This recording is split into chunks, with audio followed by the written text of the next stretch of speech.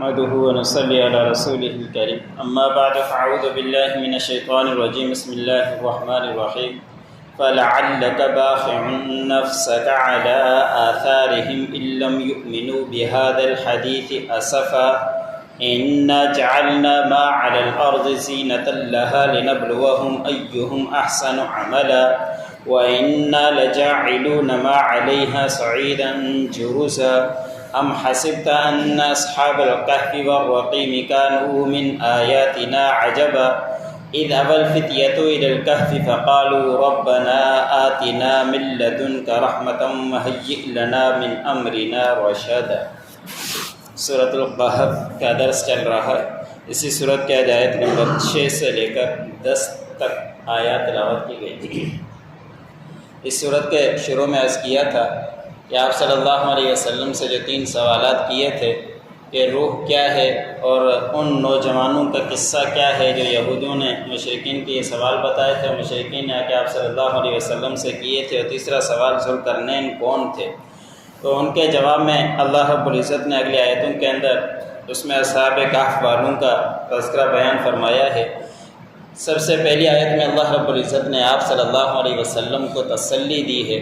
کہ آپ صلی اللہ علیہ وسلم نے جب یہ واقعہ بھی بتلا دیا تو انہوں نے ایمان نہیں لائے، اور آپ صلی اللہ علیہ وسلم کو اس سے دلی صدمہ بھی ہوتا تھا کہ یہ سارے لوگ راہ راست پر آ جائیں، یہ کیوں نہیں آتے۔ بار بار آپ صلی اللہ علیہ وسلم ان کو دعوت دیتے، معجزات بھی دیکھتے، اس کے باوجود بھی وہ ایمان نہیں لایا کرتے تھے، تو آپ صلی اللہ علیہ وسلم کو صدمہ پہنچتا تھا اور غم ہوتا تھا، اور جب زندگی کے اندر صدمے آئیں، غم آئیں، تو پھر بڑھاپا بھی جلدی آ جایا کرتا ہے۔ تو اللہ رب العزت نے تسلی دی کہ کیا بس آپ اپنے نفس کو ہلاک کر دیں گے ان کے وجہ سے، ان کے پیچھے کہ یہ لوگ ایمان نہیں لاتے، اس بات پر آپ افسوس کرتے ہوئے اپنے آپ کو ہلاک کر دیں گے؟ ان کو چھوڑ دیجئے، ہدایت دینا اللہ رب العزت کے اختیار میں ہے، جو راہ راست پر آئے گا اپنا فائدہ ہی پائے گا، بس آپ ان کام یہ ہے کہ آپ ان کو دعوت دیتے رہیں۔ پھر اللہ رب العزت نے فرمایا کہ یہ لوگ جو سوال کر رہے ہیں یہ سمجھتے ہیں کہ یہ سب سے عجیب چیزیں ہیں،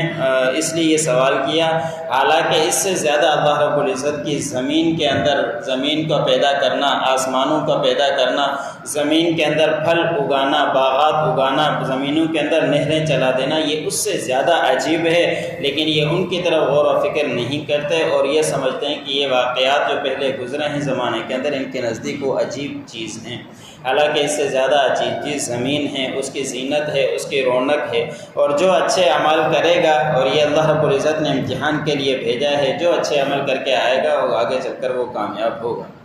اور پھر اللہ رب العزت نے فرمایا کہ اتنی خوبصورت زمین ہم نے بنائی، لیکن ایک دن آئے گا یہ چچل میدان بن جائے گا اور یہ ختم ہو جائے گی، کوئی چیز بھی اس کے اوپر باقی نہیں رہے گی۔ پھر اللہ رب العزت نے ان اصحاب کہف والوں کا واقعہ اگلی آیتوں کے اندر بتلا دیا کہ کیا آپ گمان کرتے ہیں کہ اصحاب کہف غار والے اور لکھی ہوئی پرچی والے، لکھی ہوئی تختی والے، وہ ہمارے لیے کوئی تعجب کی بات ہے؟ یہ کوئی تعجب کی بات نہیں ہے، اس سے زیادہ تعجب کی بات اللہ رب العزت کی اور بھی بہت سارے خلقیات ہیں جو تعجب کے لیے ہیں۔ ابھی اصحاب کہف غار والے کون تھے، کیا واقعہ تھا، کس طرح جا کے وہ پہنچے، تو مختصر اس کا یہ ہے کہ یہ دقیانوس ایک بادشاہ تھا۔ حضرت عیسیٰ علیہ السلام کے 250 سال آسمان پر اٹھائے جانے کے بعد یہ واقعہ آیا کہ وہاں کے کچھ نوجوان، ایک دقیانوس بادشاہ عید کا دن منایا کرتا تھا اور بہت سارے بت وہاں ہوا کرتے تھے، ان کے پاس جا کے وہ عبادات کیا کرتے تھے، تو یہ بھی وہاں پہنچ گئے اور لوگ بھی بہت سارے تھے۔ تو ان نوجوانوں نے دیکھا کہ یہ لوگ ایسی چیزوں کی عبادت کر رہے ہیں، ایسی جگہ پر سجدہ کر رہے ہیں، اس سے کوئی حاصل نہیں ہے۔ ان میں سے ایک نے سوچا کہ یہ کسی کام کے نہیں ہیں، اس سے علیحدہ ہو کر ایک درخت کے پاس جا کے بیٹھ گیا، اور تھوڑی دیر کے بعد دوسرے کے ذہن میں بھی یہی بات آئی کہ اس کی عبادتیں نہیں کرنی چاہیے، وہ بھی وہاں سے نکلا۔ اس طرح آہستہ آہستہ کر کے 6 جنے نکل گئے اور ایک درخت کے نیچے جا کے بیٹھ گئے۔ کافی دیر بیٹھنے کے بعد ایک دوسرے کو پہچانتے نہیں، ایک نے سوال بھی کر دیا پھر کہ آپ کس مقصد کے لیے آئے ہو، تو سب نے بتلا دیا کہ ہمارا بھی یہی مقصد ہے کہ یہ جو عبادتیں کیا کرتے ہیں، پوجا کرتے ہیں، یہ کسی کام کی نہیں ہے، ہمیں خالص اللہ رب العزت کی عبادت کرنی چاہیے۔ انہوں نے یہ منصوبہ بنایا اور پھر آپس میں سوچا کہ ہمیں اب کیا کرنا چاہیے، اگر یہاں رہیں گے تو پھر یہ ہمیں دوبارہ اس دین پر پھیر دیں گے۔ تو انہوں نے آپس میں مشورہ کیا کہ ہمیں کہیں اور چھپ کر عبادتیں کرنی چاہیے، اور انہوں نے عبادتیں کرنا شروع کر دی۔ اور اس کے بعد بادشاہ کو اطلاع ملی کہ یہ بتوں کو پوجا کرنے کے بجائے کسی اور کو معبود سمجھتے ہیں۔ ان کو پکڑ لیا اور ان کو پکڑنے کے بعد ان کو سزائیں دینے لگے اور کہا کہ تمہیں نوجوان ہو، چند دن کے لیے تمہیں مہلت دی جاتی ہے کہ تم دوبارہ راہ راست پر آ جاؤ، ہمارے دین پر آ جاؤ، بتوں کی پوجا کر دو تو تمہیں چھوڑ دیں گے، ورنہ تمہیں سنگسار کر دیں گے، یعنی پتھر مار مار کے ختم کر دیں گے۔ ان کو یہ مہلت ملی تو یہ مہلت کو اپنی غنیمت سمجھتے ہوئے وہاں سے نکلے اور آپس میں مشورہ کر کے کہا کہ ادھر بہت سارے پہاڑ ہیں، کسی پہاڑ کے اندر غار میں جا کے چھپ جاتے ہیں۔ تو انہوں نے منصوبہ بنا کر ایک غار کے اندر جا کے چھپ گئے تھے۔ تو اس کا تذکرہ ہے کہ غار والے، اب آگے ایک لفظ اللہ رب العزت نے فرمایا کہ رقیم کا کیا مطلب، تو اس میں مختلف مفسرین کے آرائے ہیں، انہوں نے لکھا ہے کہ یہ کوئی اور دوسرا واقعہ ہے، اس کے متعلق تذکرہ ہے۔ کچھ مفسرین نے لکھا ہے کہ دقیانوس بادشاہ نے ایک تختی ان کے نام کے لکھ کر لگا دی تھی کہ یہ جہاں پہ بھی ملیں تو یہ ہمارے حوالے کر دیے جائیں، تو یہ رقیم اس تختی کی طرف نسبت ہے کہ جو بادشاہ نے لکھ کر لگا دی تھی۔ اور یہ آگے ان کا تذکرہ آئے گا کہ 309 سال تک اس غار کے اندر رہے، پھر اللہ رب العزت نے ان کو زندہ کیا تھا۔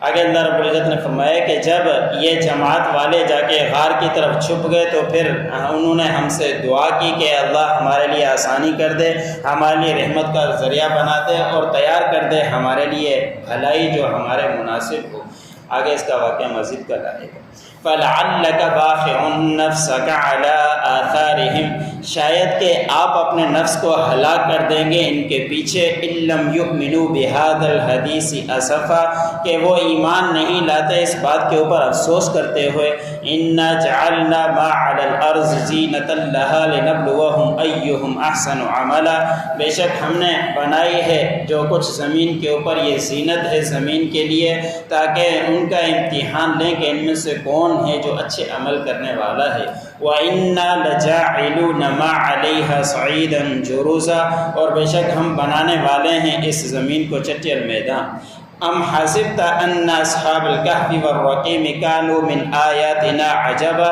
کیا آپ گمان کرتے ہیں کہ بے شک کہف والے اور رقیم والوں کا یہ عجیب واقعہ ہے، عجیب اس کے اندر نشانیاں تھیں۔ اذ ابى الفتية الى الكهف، جب یہ نوجوانوں نے غار کی طرف پناہ لی، فقالوا ربنا، اور انہوں نے اللہ رب العزت سے دعا کی اور انہوں نے کہا